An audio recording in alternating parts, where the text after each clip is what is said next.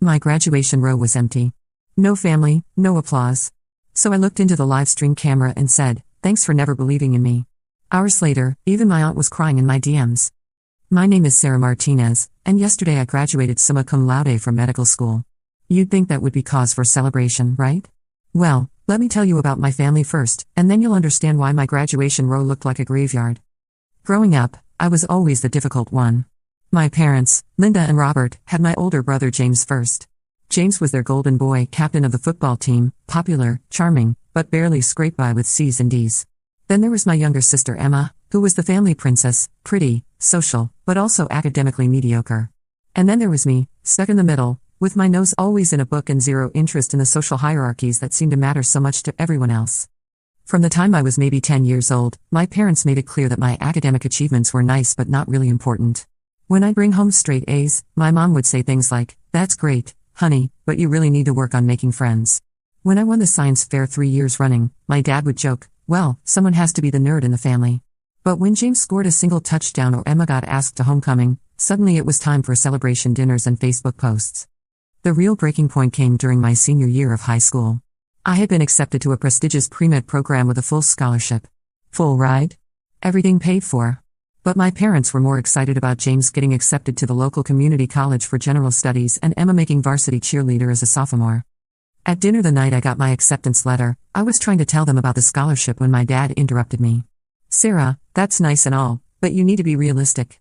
Medical school is incredibly expensive, and frankly, we're not sure you have what it takes.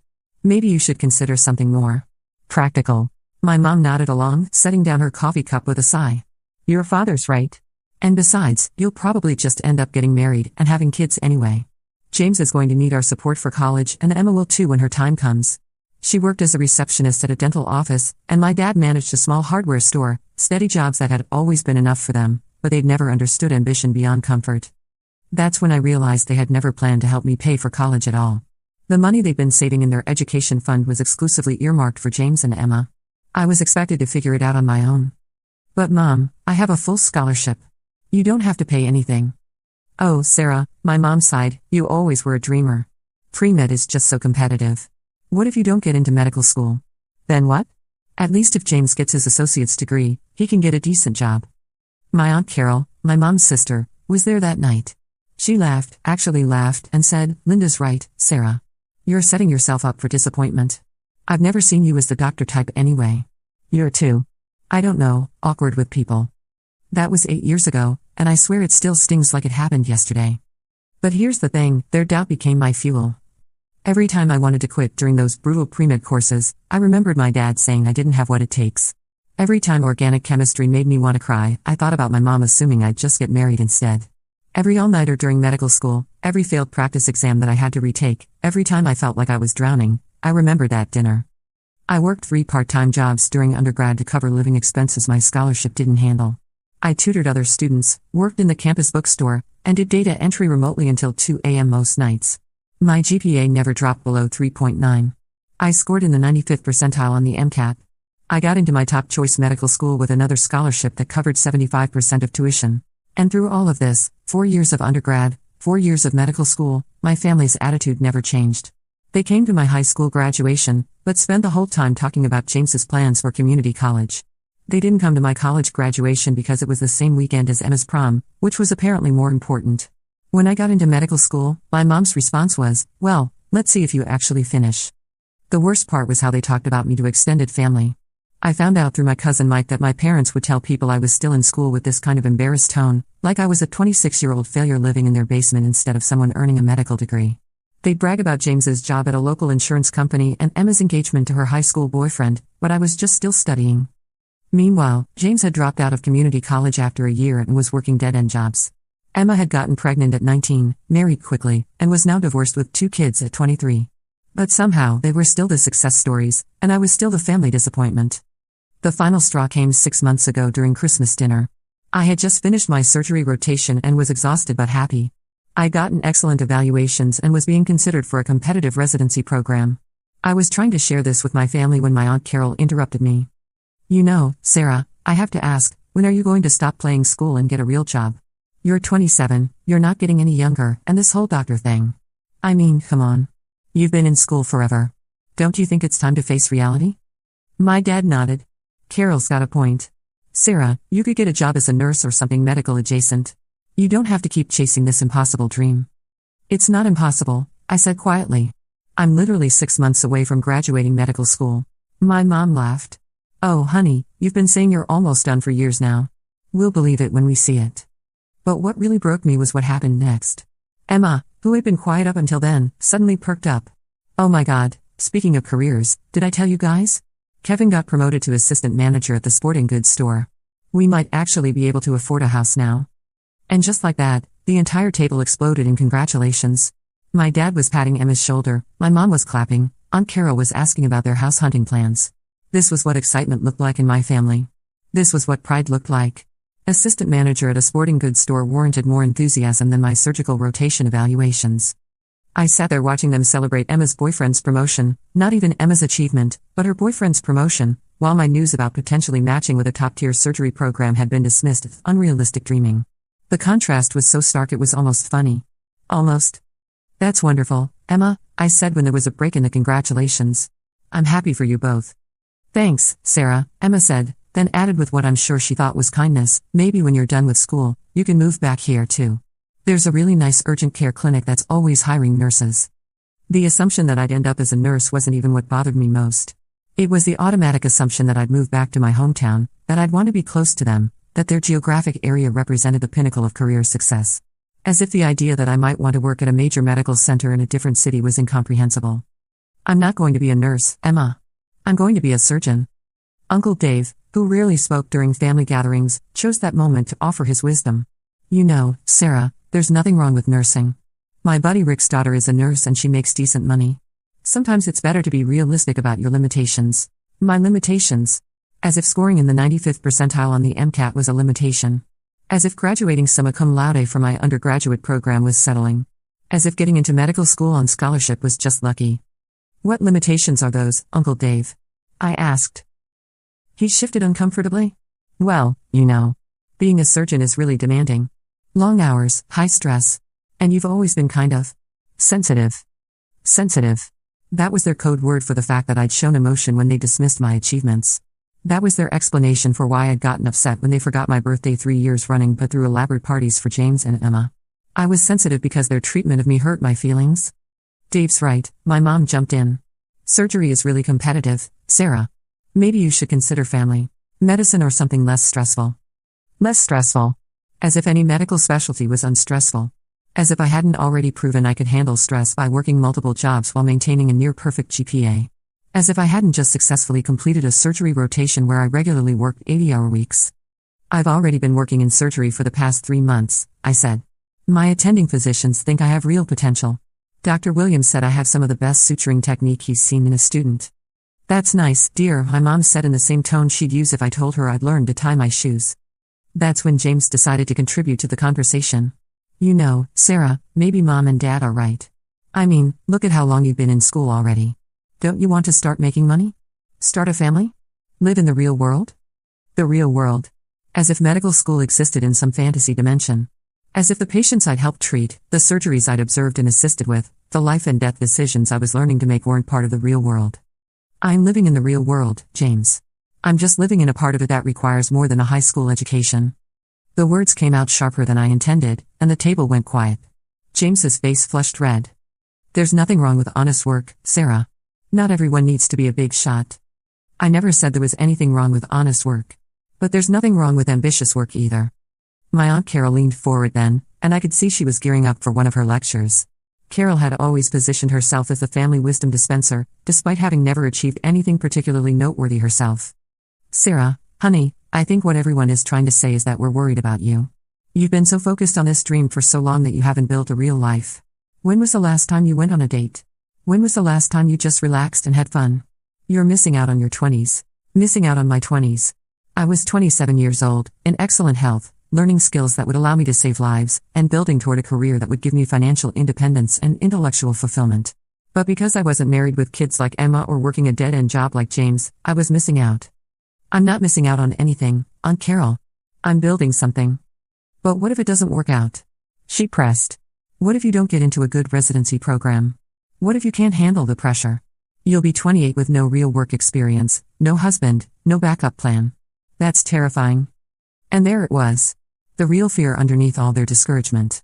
It wasn't that they thought I couldn't succeed, it was that they were terrified of what my success would mean about their own choices.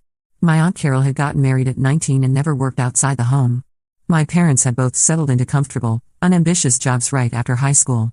James had never even tried to challenge himself academically. Emma had gotten pregnant and married young, just like our mom. My success threatened their narrative that their paths were not just acceptable, but optimal. If I could become a surgeon, if I could build a life I wanted through hard work and determination, then what did that say about their decisions to play it safe? I do have a backup plan, I said quietly. It's succeeding. My dad shook his head. That's not a plan, Sarah. That's wishful thinking. No, Dad. Wishful thinking is assuming that things will work out without effort. I've been putting in the effort for 8 years. I've earned my place in that program. But medical school is just the beginning, my mom said. Residency is even harder. And then you'll be working all the time, you'll never see your family, you'll be stressed constantly. Is that really the life you want? What struck me was that she said you'll never see your family like it would be a loss. As if a family that had spent 8 years telling me my dreams were unrealistic was something I desperately miss. Maybe I want a life where my work matters, I said. Maybe I want to do something that actually makes a difference. Uncle Dave snorted. Everyone thinks their job matters, Sarah. That doesn't make you special. Special? There was another loaded word. Growing up, anytime I achieved something academic, there was always an undercurrent of don't think you're special. Don't think you're better than us. Don't get too big for your britches.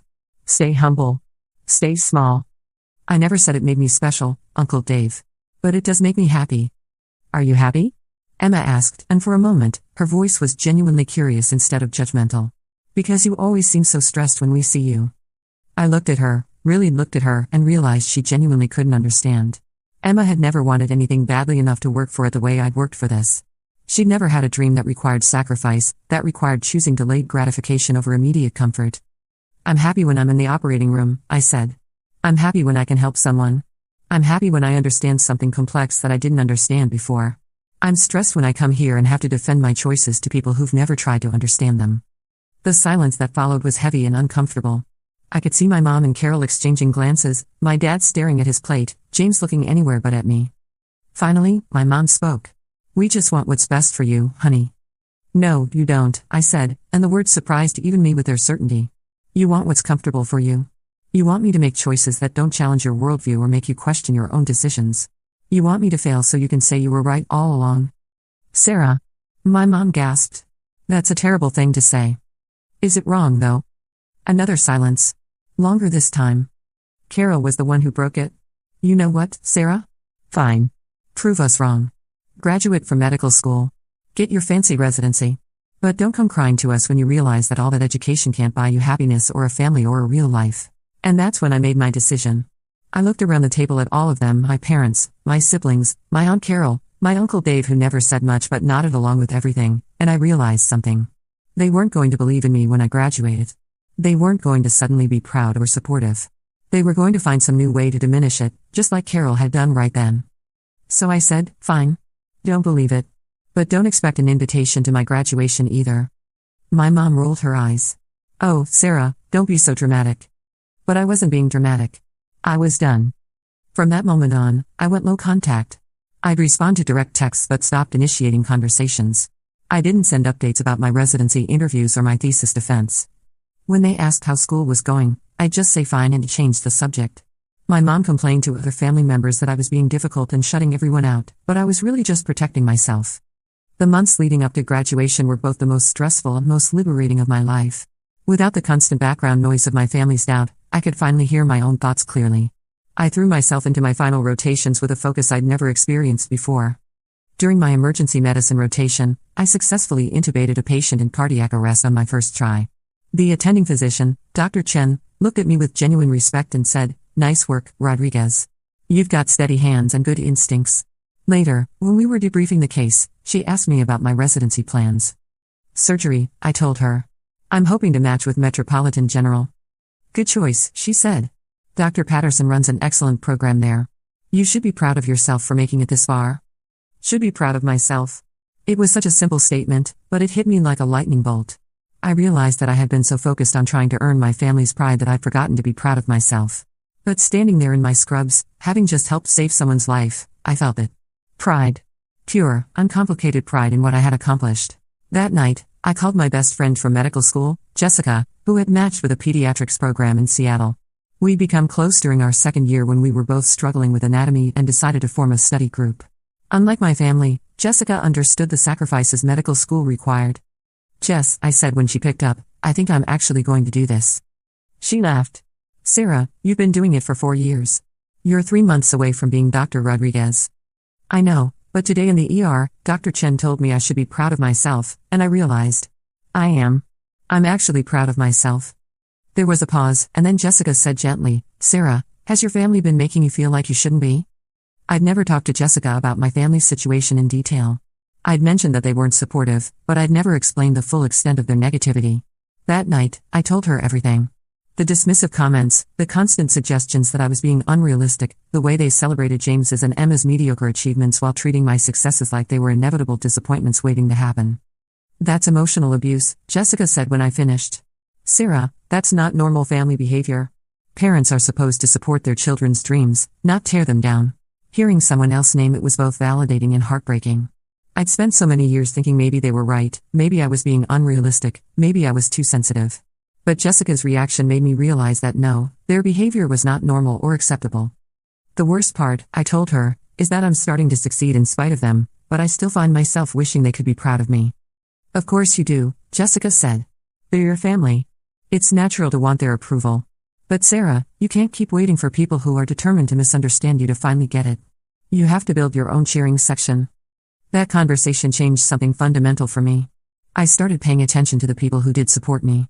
Dr. Martinez, my biochemistry professor, who had written me a glowing recommendation letter and told me I had exceptional analytical skills and the dedication to match. Dr. Williams from my surgery rotation, who had specifically mentioned my natural surgical instincts in my evaluation. My study group friends who celebrated each other's victories and provided support during the low moments. I started going to the medical school's networking events and connecting with residents and attendings who shared my interests. I joined the Student Surgical Society and volunteered for medical missions in underserved communities. Slowly, I built a professional family of people who understood and valued what I was trying to achieve. The contrast became even more stark during my final semester. While I was interviewing for competitive residency positions and working on my thesis research, my biological family's communications became increasingly tone-deaf. My mom texted me pictures from Emma's baby shower for her second child, with messages like, "Look how happy Emma is. Don't you want this kind of joy in your life?" As if I was incapable of joy because I wasn't pregnant at 26. James sent me a LinkedIn article about work-life balance with a note saying, "Thought you might find this interesting since you're always so stressed about school." The article was about corporate burnout, as if 8 years of medical training was equivalent to being overworked at an office job. Aunt Carol forwarded me a news article about physician suicide rates with the message, "Just thought you should see this before you commit to such a demanding career." Because nothing says family support like sending articles about how your chosen profession might drive you to suicide. But the most painful message came from my dad about 6 weeks before graduation. He texted, "Sarah, your mom and I have been talking, and we want you to know that we'll love you no matter what happens with this doctor thing. Even if it doesn't work out, you'll always be our daughter." Even if it doesn't work out. 6 weeks before graduation, with my residency match already confirmed, with my thesis defense successfully completed, with my name already printed on the graduation program, my father was still talking about my medical career like it was a lottery ticket that might not pay off. I showed the text to Dr. Patricia Martinez during our final thesis meeting. She read it, looked at me with a mixture of sadness and anger, and said, "Sarah, I hope you know that their inability to see your worth says nothing about your actual worth." "I know," I said, though I wasn't sure I completely believed it yet. "Do you?" she asked. "Because I need you to understand something. In 30 years of teaching, I've worked with thousands of medical students. You are in the top 5% of students I've ever taught. Your thesis work is graduate-level quality. The attendings you've worked with have universally praised your clinical skills and professionalism. You're going to be an exceptional physician." She leaned forward in her chair. "Your family's inability to recognize your achievements is their failure, not yours. Don't let their small vision limit your understanding of what you've accomplished." That was the day I made peace with my decision to exclude them from graduation. It wasn't about punishing them, though I won't lie and say there wasn't an element of that. It was about protecting the sanctity of my achievement. I had worked too hard and overcome too much to let their negativity overshadow what should be one of the proudest moments of my life. 2 weeks before graduation, I had lunch with my cousin Mike, who was the only family member I'd maintained a close relationship with.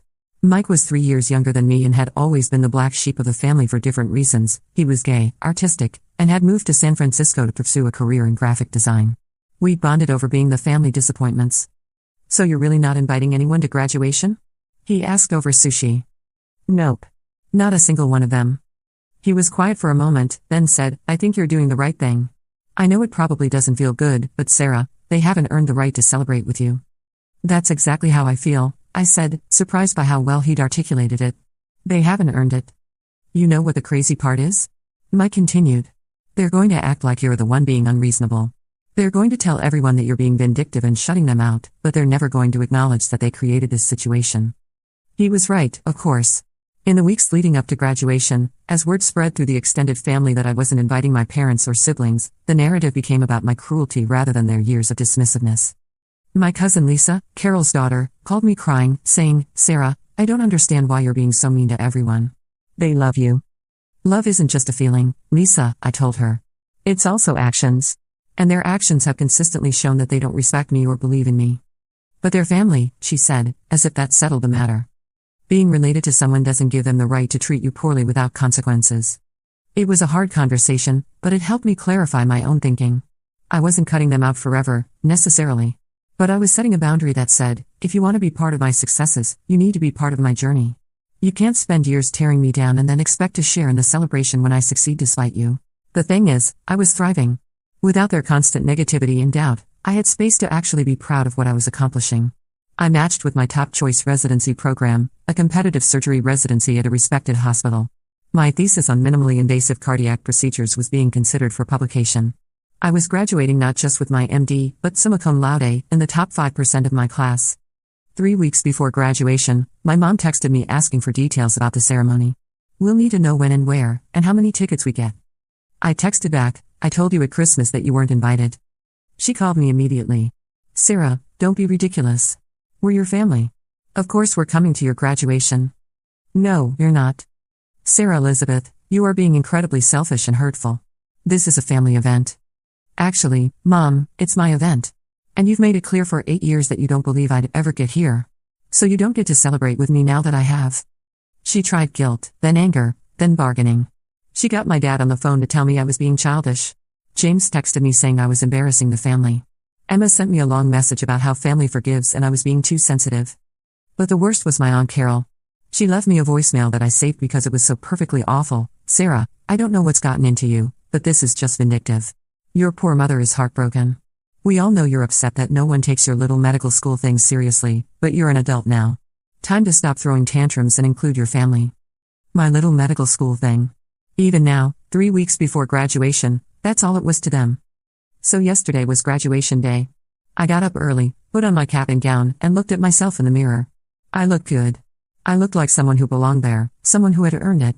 I thought about that scared 18-year-old girl who had been told she was being unrealistic, and I felt proud of how far she'd come. The ceremony was beautiful. Our medical school does graduation in this gorgeous historic auditorium, and they live stream it so family members who can't attend can still watch. As we lined up alphabetically, I could see other students' families in the audience, parents crying with pride, grandparents with cameras, siblings cheering. When we got to our seats, I looked up at the section where families were supposed to sit. Every row around me was packed with people. My row was completely empty. Not a single person there for me. For a moment, it hit me harder than I expected. Despite everything, despite knowing this was my choice, seeing that empty row made my chest tight. But then I remembered why it was empty, and the sadness turned into something else. Something fiercer. When they called my name, Sarah Michelle Martinez, graduating summa cum laude, I walked across that stage with my head high. There was no cheering section for me, no proud family jumping to their feet, but there was scattered applause from my classmates and faculty. My biochemistry professor, Dr. Patricia Martinez, no relation, despite the shared surname, who had become a mentor, gave me the biggest smile and whispered congratulations, Dr. Martinez, when I shook her hand. Dr. Martinez. I was Dr. Martinez now. After the ceremony, I was standing outside taking pictures with some classmates when I remembered the live stream. My school posts the video online within a few hours, and I knew my family would probably watch it later to see what they'd missed. That's when I got my idea. I walked back into the auditorium where they were still packing up the live stream equipment. The student tech crew was there, and I knew a few of them from volunteering at school events. "Hey, Marcus," I said to the student running the main camera. "Is this thing still recording?" Yeah, we're just getting some closing shots of the auditorium. Why? Could I? Could I say something into the camera? It'll just take a minute. Marcus looked confused but shrugged. Sure, I guess. This is all going in the archived footage anyway. So I stood there, in my cap and gown, looking directly into the camera, and I said what I'd been wanting to say for 8 years. Hi, Mom. Hi, Dad. Hi, Aunt Carol. I know you're probably watching this later since you decided not to come today. I just wanted to take a moment to thank you. Thank you for never believing in me. Thank you for telling me I wasn't smart enough, dedicated enough, or realistic enough to become a doctor. Thank you for making it clear that my achievements didn't matter to you, because it taught me that they had to matter to me. Thank you for doubting me every step of the way, because your doubt taught me to believe in myself. I paused, looking directly into the lens. I graduated today summa cum laude from one of the top medical schools in the country. I'm starting my surgical residency at Metropolitan General Hospital in 3 weeks. I'm going to save lives, and I'm going to be damn good at it. And I did it all without a single bit of support or encouragement from any of you. So really, thank you. You taught me I could do anything as long as I didn't listen to you. I smiled then, not a bitter smile, but a genuinely happy one. Oh, and Aunt Carol? It wasn't a little medical school thing. It was a big medical school thing. A huge one, actually. Goodbye. Marcus was staring at me with his mouth open when I finished. Damn, he said. Should I cut that out? Nope, I said, pulling off my cap and letting my hair down.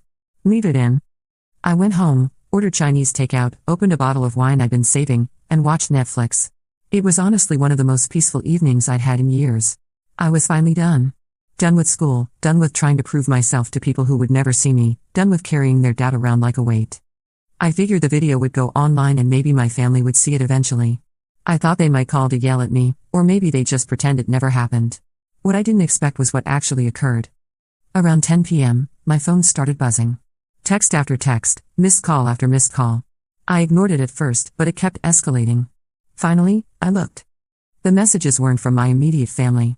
They were from everyone else. My cousin Mike, holy shit Sarah, I just saw your graduation video. I had no idea they treated you like that. I'm so sorry and so proud of you. My high school friend Jessica, Sarah. Your graduation speech is going viral on TikTok. You're a badass and an inspiration. My uncle Dave, I'm ashamed of how we treated you. You deserved better. Congratulations, Dr. Rodriguez. Someone had recorded my speech on their phone and posted it on social media. It was spreading fast. But the message that broke me was from my cousin Lisa, Aunt Carol's daughter. Sarah, I just watched your graduation video and I'm sobbing.